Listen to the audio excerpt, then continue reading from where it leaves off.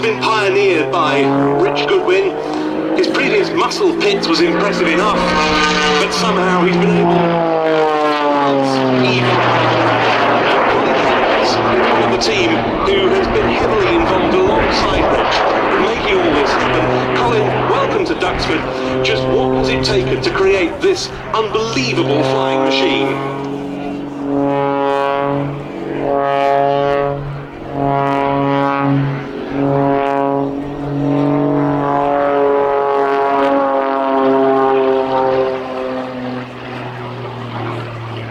Hello there, good afternoon ladies and gentlemen. Yes, it took 4 years and quite a lot of research and development and time because it is quite a unique aircraft, and Richard wanted to create a unique aircraft for the airshow environment, and indeed he has, I believe, done very well.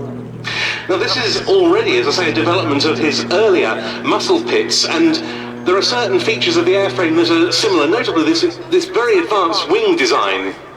Oh yes, it's not really a pit special as such. It's got raw wings, the American designer. Everything we can do on the aircraft has been pushed to the limit, and then we wanted to put jet engines on it. So just tell me a little bit about the jet engines. What type of power plants are they, and what sort of power do they produce?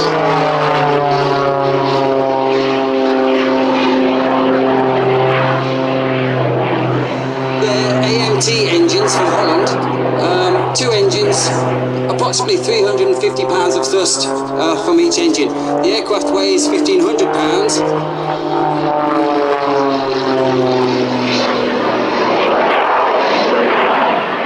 We get 1,100 pounds of thrust from the engine, with the combined another 700 pounds of thrust from the jets. That gives us a total of 1,800 pounds of thrust, which is above the weight of the aircraft, and that's why we can do vertical manoeuvres and can keep going vertically. Yes, the power to weight ratio is absolutely key here, isn't it? But also things like the incredible rate of roll the aircraft can achieve. Yes, but many other aircraft can do similar, if not greater, rates of roll. What Richard is doing at the moment is actually lowering the weight of the aircraft. The amount of fuel that those jet engines use, it really is a great increase. So some of the hovering manoeuvres, as we're going into now and later, are done later in the show because of the reduced weight of the aircraft. Those jet engines are using 60 litres of fuel in the next 10 minutes.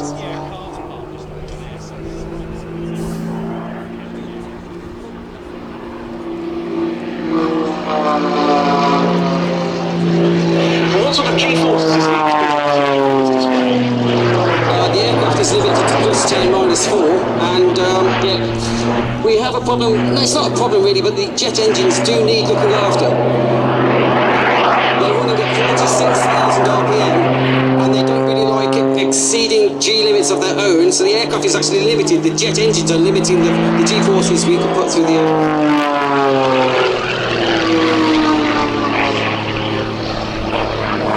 Another complexity of the aircraft is that the aircraft has 3 tanks. There's 3 different chemicals, liquids, fuels. Obviously we have to have the aviation fuel, the jet fuel for the jet engines. We also have to have smoke oil. So that aircraft has 3 tanks on it for the jet fuel, the avgas and the smoke oil. In fact, if you look inside the cockpit, it's like a microbrewery of pipework. It's incredible. And it was also a very highly tuned piston engine up front. Yes, it's the IO 540, but we can add high compression pistons, and but basically many people can do that with that engine. The engine is pushed as far as we can take it without, within limits. So therefore, if you need more power, then we had to go for more thrust from the 2 jet engines. So now Richard's lighter, and now he can start doing some of the hovering manoeuvres.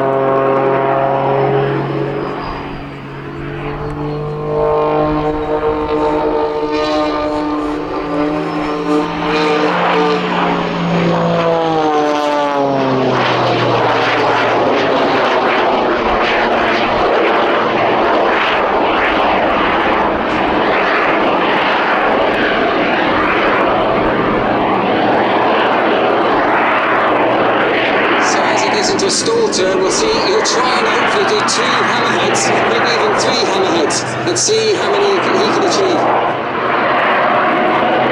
Slowly he's rolling backwards. That is amazing.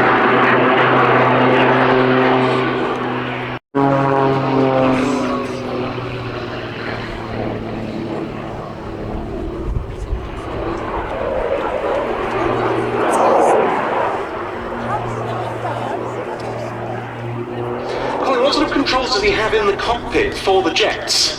At the end of the throttle, it's very difficult to actually control the jet engines infinitely because obviously there's a spool-up time. So basically we just run the jet engines either at full throttle or off. So it's not on-off switch, but so at the end of the throttle, the 2 levers for the jet engines are there, and they're either on basically full throttle or reduced.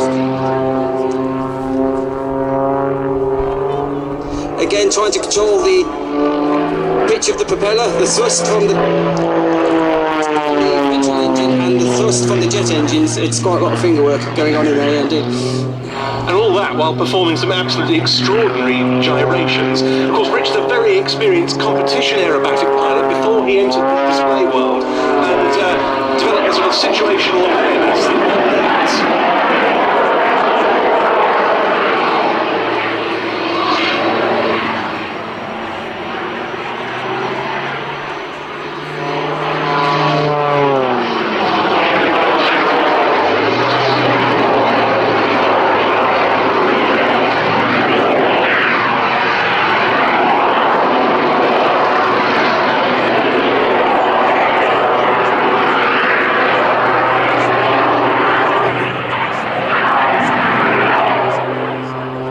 So when hovering, the aircraft acts like a helicopter, but it has no tail rotor.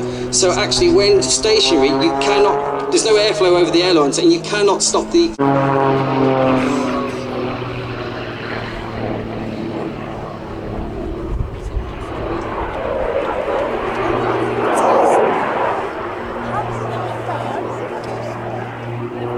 Colin, what sort of controls does he have in the cockpit for the jets?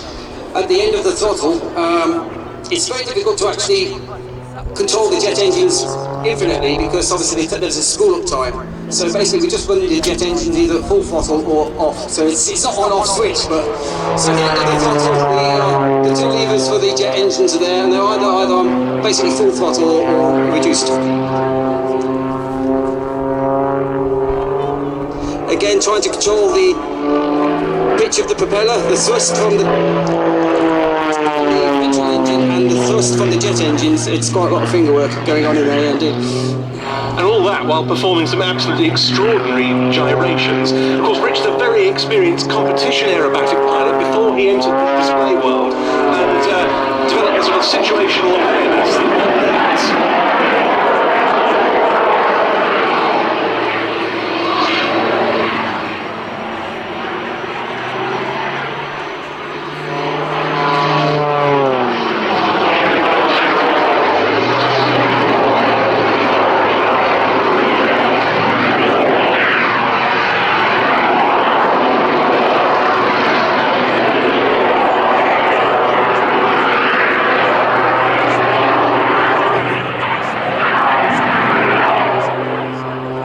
So when hovering, the aircraft acts like a helicopter, but it has no tail rotor. So actually when stationary, there's no airflow over the airlines and you cannot stop the turns the fuselage in the opposite direction and you'll see the aircraft spiralling.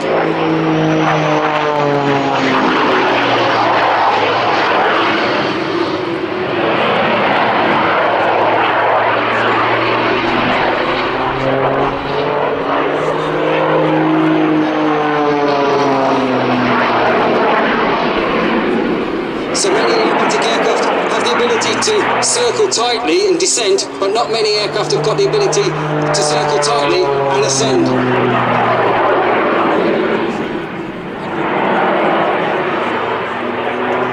I think the cloud is going to limit us on this one. This manoeuvre we were going to call the Christmas tree, as it spirals higher and higher and gets tighter and tighter, and Richard can become stationary at the top and then become the angel at the top of the Christmas tree. About it was way ahead of its years.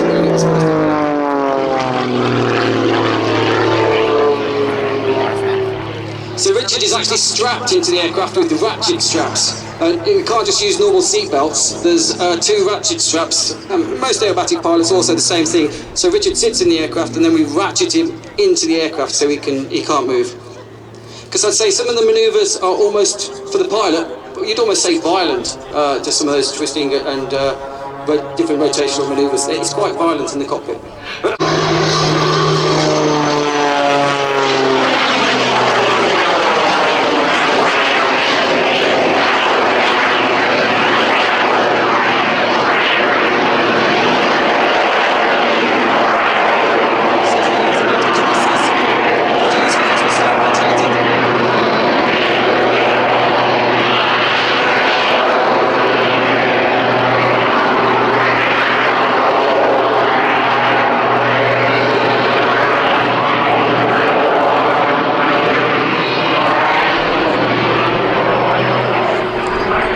Obviously, we're greatly assisted by AMT of Holland, of the Netherlands, for developing these fantastic engines. And we have had a few issues. They've just been fantastic. They've been right behind us to produce this aircraft. And Aerobatics, our new sponsor for this season, have really supported us well, because it's not, unfortunately, a cheap aircraft to operate. Now, we saw their logo prominently atop the wing on that knife-edge run there. We certainly did. So about to come in then and land after